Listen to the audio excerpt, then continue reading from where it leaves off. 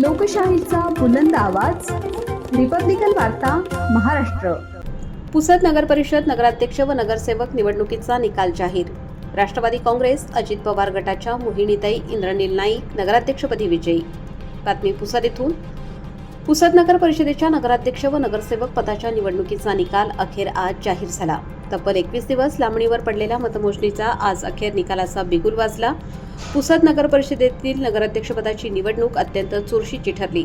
निकाल जाहीर होताच सुरुवातीपासूनच राष्ट्रवादी काँग्रेस अजित पवार गट यांच्या उमेदवार मोहिनीताई इंद्रनील नाईक यांनी आघाडी घेतली होती.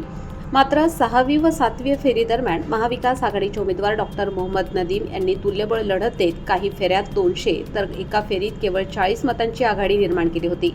अखेर अंतिम निकालात मोहिनीताई इंद्रनील नाईक यांनी 662 मतांनी विजय मिळवत नगराध्यक्षपदावर बाजी मारली. या निवडणुकीत राष्ट्रवादी काँग्रेस अजित पवार गटाचे एकूण 16 उमेदवार विजयी झाले आहेत.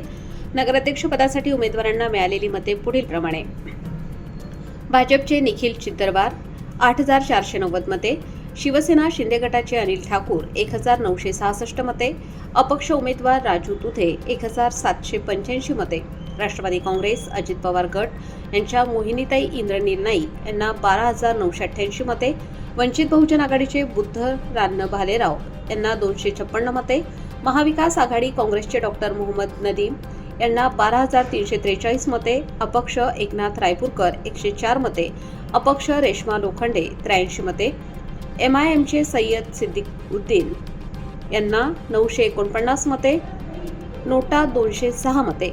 पुसद नगर परिषदेच्या 15 प्रभागांमध्ये एकूण 39,170 मते मतदान झाले असल्याची माहिती निवडणूक प्रशासनाकडून देण्यात आली. रिपब्लिकन वार्ता महाराष्ट्र न्यूजसाठी Vidarbha उपसंपादक Rajesh Dhole, Yavatmal. Subscribe now and press the bell icon. Never miss an update.